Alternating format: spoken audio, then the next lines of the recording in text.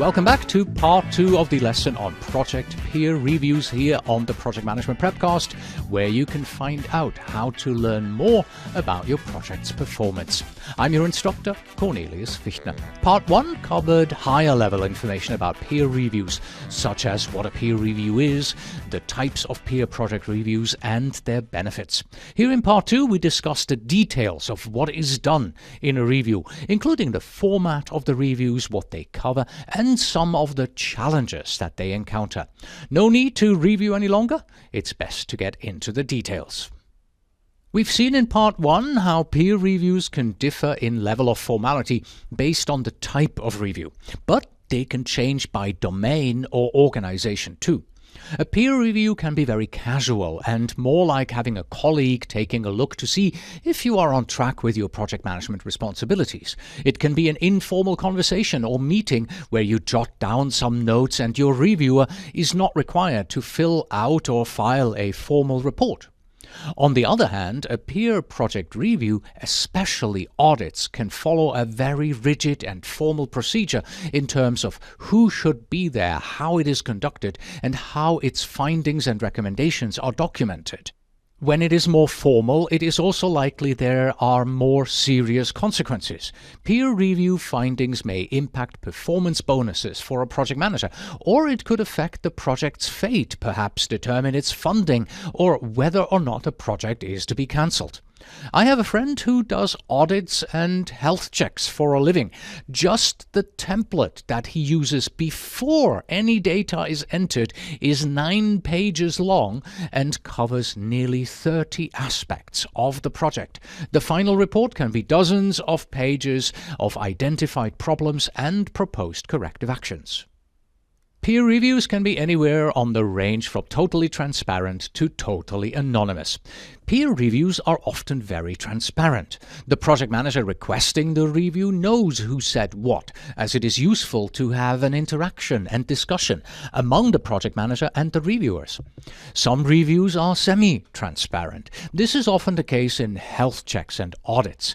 The reviewer interviews people and filters and aggregates the input to find trends. This data is then presented in a reviewer-facilitated meeting with the people interviewed attending, so all the concerns are heard and people have the chance to add to the conversation. This has 2 advantages. The first is that people can say what they want to the reviewer without concerns for reprisal. The second is that all major issues get vetted in front of everyone. One grumpy person cannot steal the meeting. The peer review can be set up to be blind as well, where all comments are anonymous to avoid any conflicts of interest. This can be challenging. It also implies that there is a third party or a system that is acting as a go-between for you and your reviewers. Most peer reviews that I have seen were transparent, and health checks and audits are semi-transparent. There are many ways to conduct a peer review depending on the parameters in which the peer review is set out. Here are a few examples. A review can be done electronically, where you submit documents online or via email. Forms such as scorecards or project health checks are filled in by the reviewer, and the findings are sent back to you. As a project manager, you can gain useful information in a way that is convenient. Being done electronically, you do not have to find a mutually agreeable meeting time that works for all participants. However, the information exchange is limited and may not be as rich as other formats. Another format that is richer are panel reviews. It has the advantage of giving reviewers a chance to talk about the project as a group and interact with the project manager. In an in-person meeting, everyone also gets the advantage of seeing body language. The reviews could be set up as a series of interviews and meetings, document walkthroughs and the like. Reviewing larger and complex projects can itself be quite an undertaking. Multi-step reviews allow the review to be divided into steps, perhaps according to phase, where there is a review at the beginning, middle, and at the end of the project. Alternatively, the steps could allow for multiple sessions to focus on different aspects of the project. Your organization's culture, time constraints, project complexity, risks, and other factors will determine which format works best for you. By now you may be asking, What do my peers actually peer into? When talking about a peer project review, you could open up and share all non-sensitive project documents. However, depending on where you are in your project cycle, the size of your project and how many documents you have, it is unlikely that a peer review involves review each and every document. Typically, a peer review would hone in on a few key documents. The project charter provides important information that is useful to a reviewer to establish a foundational understanding of the project. A good project charter, among other things, should describe what the project is all about, what its goals are, success criteria, high-level requirements, and who is affected by the project. The project management plan, including its subsidiary plans, are essential to a peer project review. The critical component plans are the scope, schedule, cost, and risk management plans. These documents provide insights as to what you are planning to execute, monitor, and control on the project. It may also make sense to review requirements documentation and specifications. This evaluation digs a bit deeper and gets to additional details of the project. By reviewing change request logs, you can see how frequently the project is changing, and the change requests help you see how big the changes are. However, remember that scope creep does not show up in change requests. Therefore, reviewers also want to see what is actually being tested and compare that to the requirements. A reviewer would want to see the risk and issues logs, as they can reveal quite a bit about the state of the project. In summary, the peer review is primarily focused on reviewing the project management deliverables and not necessarily the project deliverables themselves. Of course, projects are not just about documents and deliverables. All projects have one common, difficult-to-control component called people.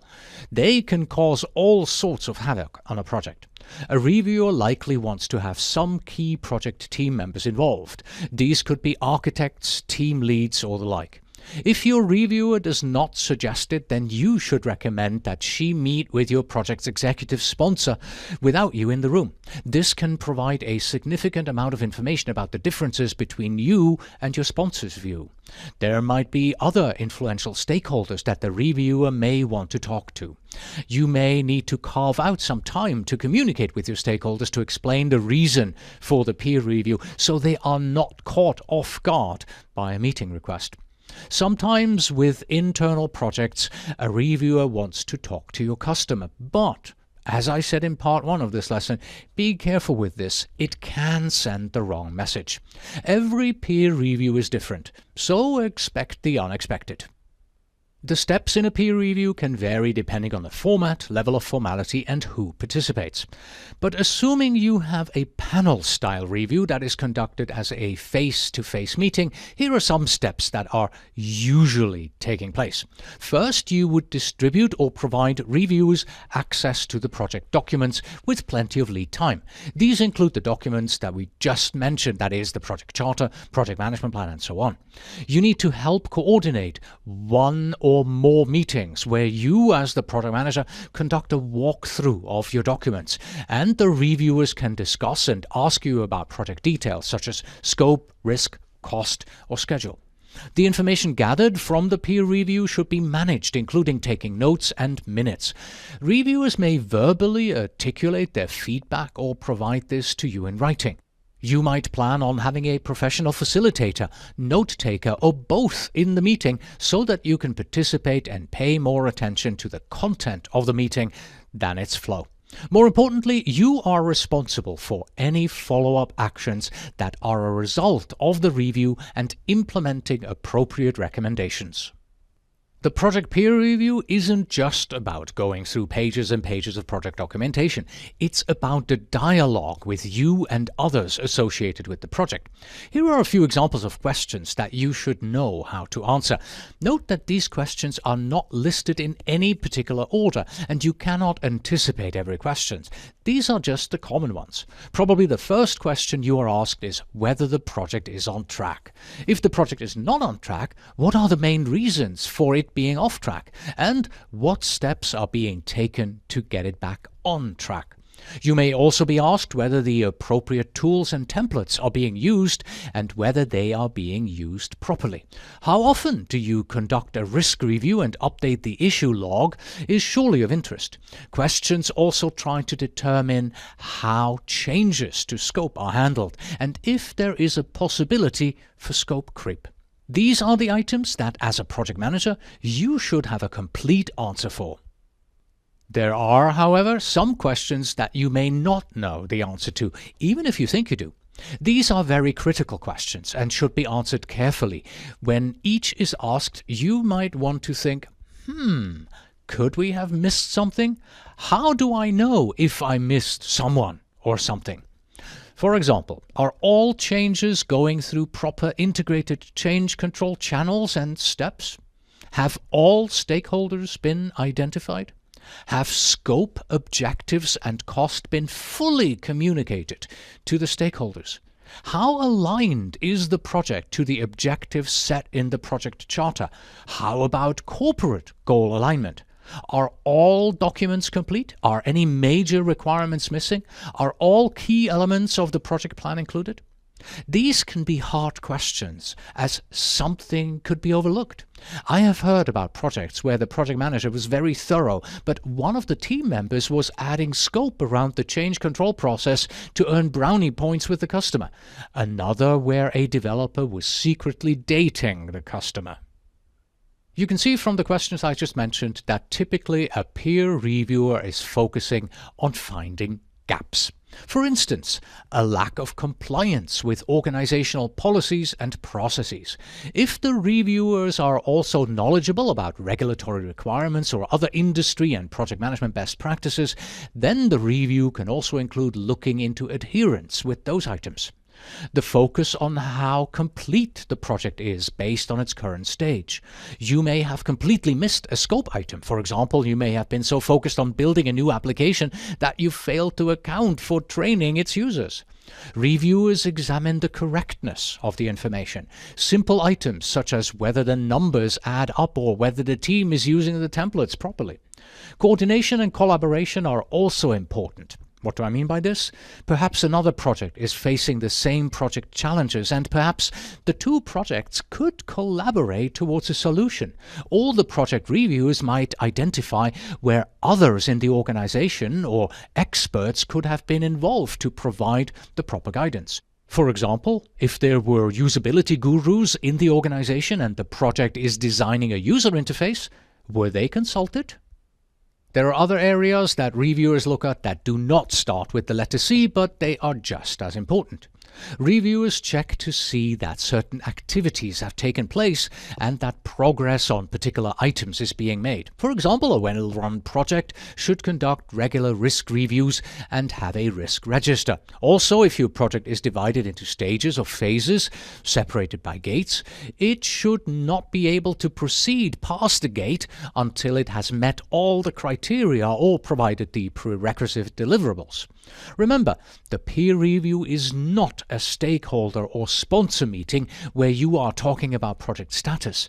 Your peers may see that your project is over budget or running behind schedule, but their goal is giving you pointers to getting a project out of trouble. The goal of the review is to evaluate if you are following good project management practices. Have you done what you can to prevent this situation and what you can do to stop any trends? A peer review may focus on specific areas. For example, your peers may hone in on human resources or how team members are utilized. For example, it is possible that the reviewer has worked with one of your team members before and therefore may have specific suggestions and insights. Any type of peer review is no walk in the park.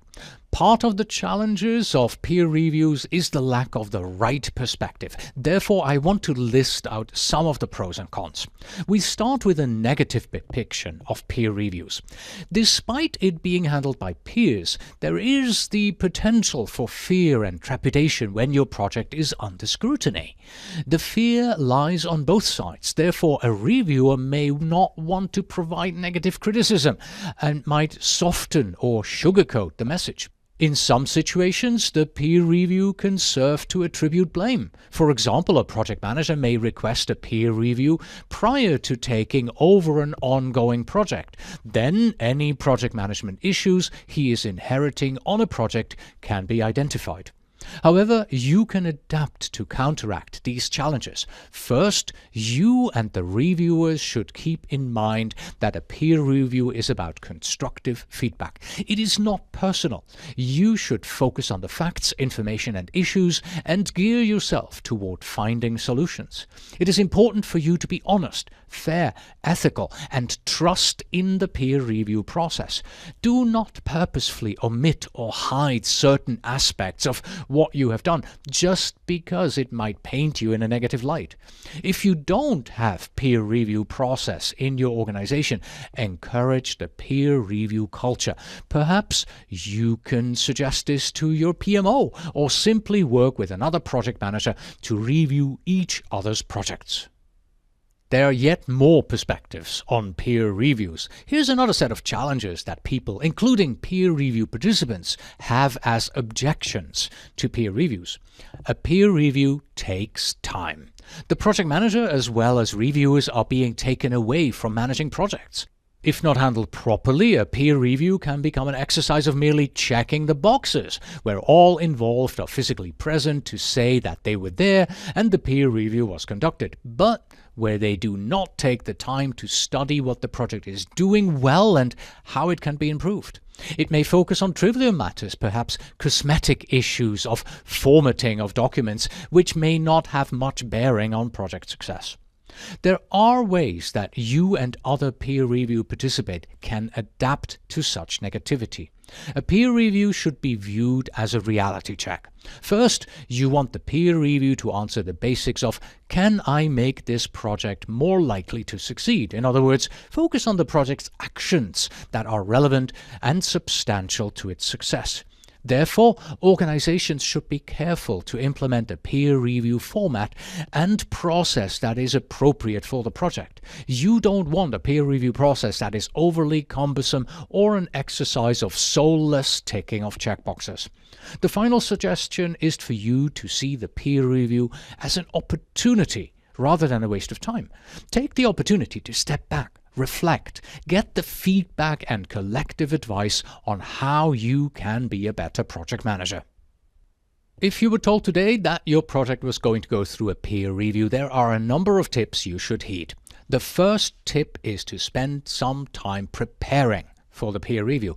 Treat it as an opportunity to truly improve yourself and the project. Anticipate some of the questions that might arise. You don't want to be taken by surprise. You also may have specific questions you want to ask the reviewers. You can always ask the reviewer if he or she has a template that you can look at. People doing health checks and audits definitely should. Mind your project management documents. Deficiencies and mistakes such as ambiguous language, missing measurability, completeness, consistency, prioritization, and proper constructs are often caught in a project peer review. It is good to pay close attention to how you wrote your project management documents and highlight discrepancies to your reviewer, but do not change the documents just for the review. That is tantamount to lying. Review and know the organizational guidelines, and if you have had to deviate from the guidelines or tailor your project approach, you should be very clear on the reasons for doing so. You should also know the criteria on which your project is to be judged. As we prepare to close up this lesson, now is a good time to look at a peer review question. Sorry, couldn't help myself. Okay, here it is. Which of the following isn't true about a peer review for projects? Is it A, other project managers serve as reviewers? B, peer reviews may involve document reviews? C, peer reviews may be conducted at the request of the project manager? Or is it D, peer reviews are only for projects that are in trouble? I'll give you a few seconds to think about the answer. If you need more time, please press pause.